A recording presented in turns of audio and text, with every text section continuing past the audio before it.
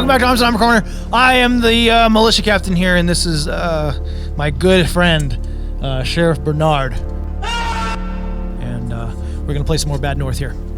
A heap of shit, I tell you, heap of shit. So this one time,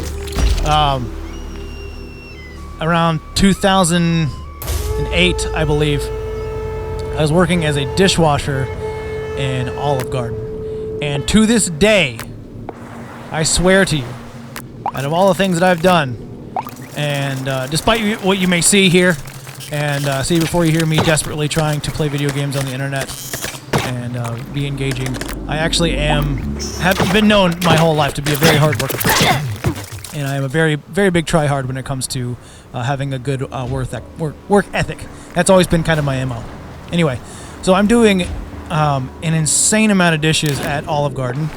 And to this day, that whole lead-up was to tell you that working as a dishwasher at Olive Garden was the hardest job I have ever had, bar none. And I actually worked with this guy for a little while who was, like, no exaggeration, no joke, no embellishment for the sake of the show, was about 6'2", and full of muscle. He was not from the land down under, though, but he claimed to be an ex-Navy SEAL.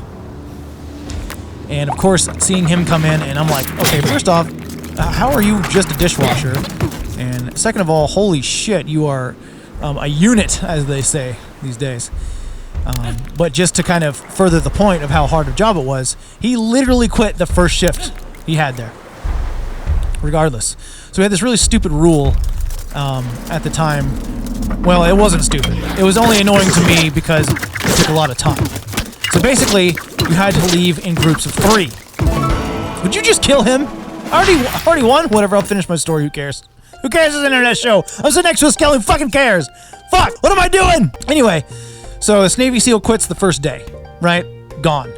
So that kind of freaked me out a little bit. And it kind of made me feel good at the same time, because I was just some little kid, you know, some teenager, just working as hard as I can. Just no matter how fast you went, it was never fast enough. Anyway, you had to leave in groups of 3. And this particular night, we had to wait a really long time. We get done, we all leave in a group of 3, and all my friends are outside to pick me up from work. And there's this extra girl there, and none of us know her. And she's very obviously intoxicated. So we're like, fuck it, like, where do you live? We'll take you home. And there's about 5 or 6 of us. 3 girls and 3 guys.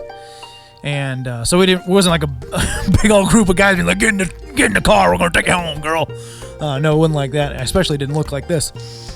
There's 3 guys and 3 girls, my friends, and this girl. So we pick her up, we put her in the van. I think it was in a Tahoe or something like that. And she's like, my friends left me. I don't know where I am. I don't know what I'm doing. I don't know where I am. And we're like, hey, dude, it's cool. We're putting on the voices. We're putting on the calming voice. We're like, it's fine. Just don't worry about it. We'll get you home. Just tell us where you live, and we'll drop you off. Like, it's no sweat off our back. We're happy to help, legitimately. You know, she's doing the big sway like this here, and she is just a goner. So we stop by a 7-Eleven to get some smokes for the trip home. Well, she gets out too. And this 7-Eleven, I shit you not, is in the middle of a field. And it's the only thing on this little stretch of road out in the middle of nowhere, Texas. So we come outside and she is gone. Gone. And we searched behind the 7-Eleven.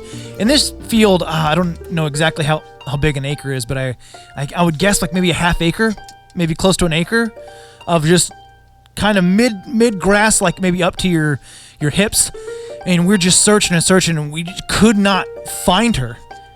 And the 7-Eleven was the only thing on the fucking street. There's nothing else for at least a mile on either side, and there's just a big empty lot. Never saw her again. Never saw her again. Called her Ghost Girl, because we weren't entirely sure she even existed after that. Pretty fucking wild. Anyway, thanks for listening to my story. We'll see you next time. Goodbye.